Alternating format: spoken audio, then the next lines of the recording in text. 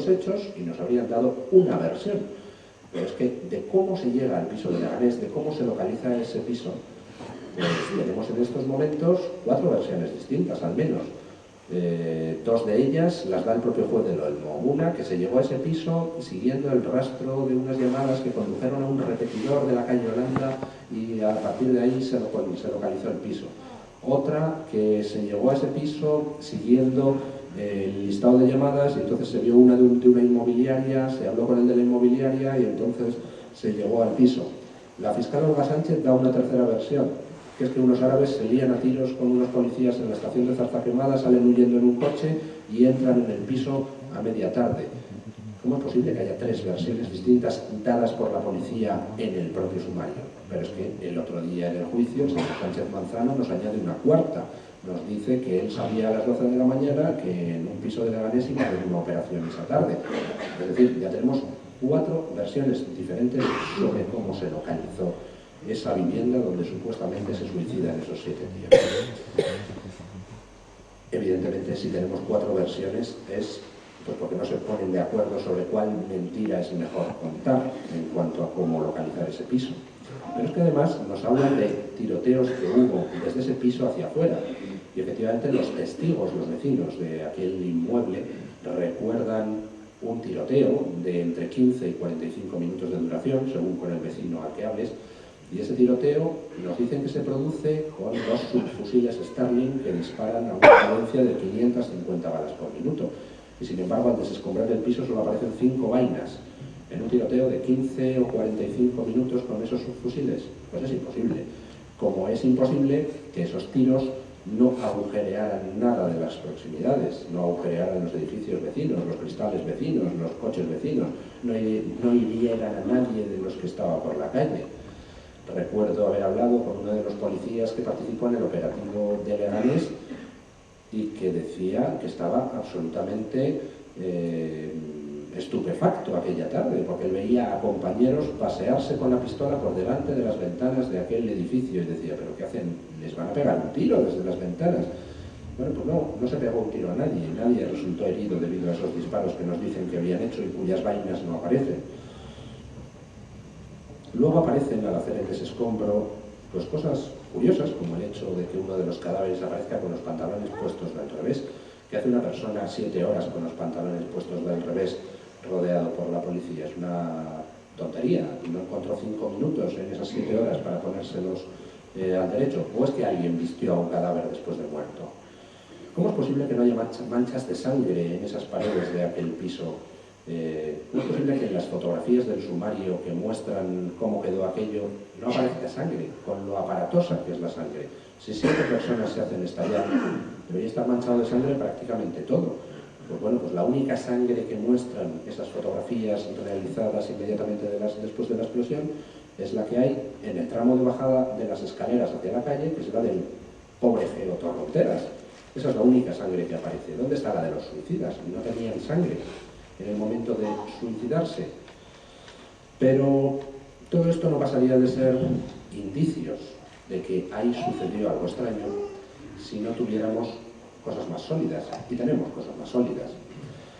Sabemos que Leganés fue un inmenso teatro, y lo sabemos precisamente porque hemos podido documentar las falsificaciones que hicieron para tratar de convencernos de que allí se suicidó alguien. Hemos podido, por ejemplo, demostrar que a todos nos vendieron una falsa carta de despedida de uno de esos suicidas, la carta que Abdelali Kounia dirige supuestamente a su familia en Marruecos, carta manuscrita en árabe, pero que curiosamente aparece firmada en caracteres latinos. En sí mismo es una falsificación burda. Ningún árabe escribiría en árabe una carta a su familia en Marruecos y la firmaría en caracteres latinos, más que nada porque su familia no sabría quién está firmando. Uno firma en su idioma natal cuando escribe en su idioma natal. Además, esa falsa carta de despedida resulta que aparece en la bolsa de deportes de uno de los detenidos del 11M, bolsa de deportes que al ser analizada en la comisaría de Leganés resulta que no tenía ninguna carta. Esa carta no aparece en el listado de registro de esa bolsa de deportes que se hace en la comisaría de Leganés, pero luego al llevar la bolsa de deportes a ese complejo policial de Canillas donde aparecen todas las pruebas que no aparecen en ningún otro sitio, pues resulta que la carta aparece en un bolsillo lateral de la bolsa de deportes. Es decir, de nuevo, otra prueba más que fue colocada en dependencias policiales. Además, esos presuntos suicidas, durante aquella tarde del sábado 3 de abril, pues mandaron 2 faxes amenazantes al periódico ABC y a la cadena Telemadrid, donde decían que si el gobierno no anunciaba su intención de retirarse de Afganistán en 24 horas, continuarían con los atentados. Bueno, esos faxes se envían en torno a las 6 de la tarde, cuando ya llevaban 4 horas rodeados por la policía. Para empezar, pues el farol que se tiran los suicidas están rodeados por la policía en el piso amenazando al gobierno, es ridículo, no estaban en condiciones de amenazar a nadie. Pero es que, además, no pudieron enviar esos faxes desde dentro del piso, porque en ese piso no había ni fax, ni tampoco un ordenador y una digitalizadora con los que meter el manuscrito por internet. No había manera de enviar ese fax desde dentro del piso. Y además está documentado en el sumario que al menos uno de esos faxes se envió desde la calle Antonio López de Madrid, con lo cual alguien a muchos kilómetros de aquel piso se dedicó aquella tarde a mandar falsos faxes amenazantes en nombre de esos supuestos suicidas que estaban dentro del piso. Además, todos ustedes recordarán esas famosas llamadas de despedida de los suicidas a sus familiares en Marruecos e Inglaterra, diciendo que se iban a suicidar, pidiendo permiso para hacerlo. Bueno, pues hemos demostrado con los propios datos aportados por las compañías telefónicas y recogidos en el sumario que al menos una parte de esas llamadas de despedida se hizo desde fuera del piso, porque se hicieron con un terminal telefónico que no se encontró en el desescombro del piso y que seguía operativo un mes después de la explosión. Por tanto, alguien desde fuera del piso estuvo mandando falsos faxes amenazantes en nombre de esos supuestos suicidas. Alguien desde fuera del piso estuvo haciendo falsas llamadas de despedida a los supuestos familiares en Marruecos. Y el otro día escuchábamos, por ejemplo, al hermano de uno de esos suicidas declarar en el juicio que sí, que a él le llamó un señor, pero que él no reconoció la voz de su hermano cuando le dijo que se iba a suicidar. ¿Quién estuvo haciendo el teatro para convencernos de que allí había suicidas? Y sobre todo, ¿por qué estuvieron haciendo ese teatro? Bueno, esta segunda pregunta es fácil de responder. Si alguien monta un teatro para convencernos de que en Leganés había suicidas, es por la pura y simple razón de que allí no había nadie que se fuera a suicidar. De hecho, pues algunos detalles, como la ausencia de sangre después de la explosión, apuntan a que en realidad cuando explota el piso de Leganés, allí no había nadie vivo.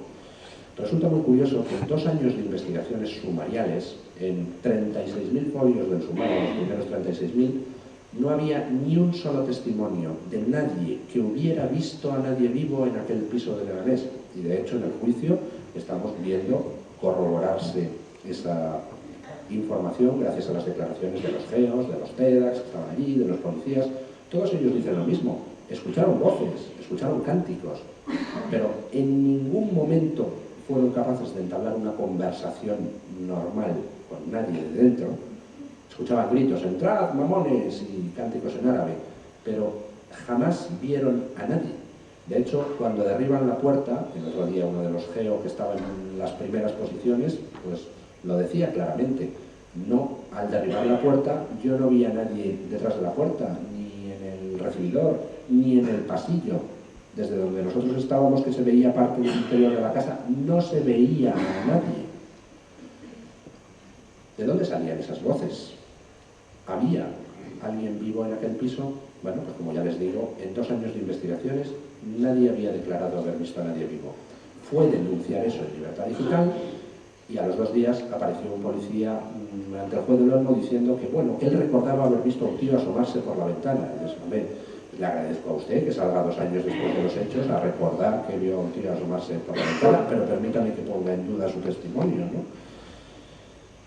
Muy posiblemente allí no hubiera nadie vivo, y lo único que hubiera fueran 7 cadáveres, y además, curiosamente, no estamos seguros de a quién pertenecen, porque ha habido cosas tan curiosas como que primero no se hizo la autopsia de esos cadáveres, lo que motivó que el juez del Olmo, 2 años después de los hechos, tuviera que solicitar que se redactara un informe de autopsia.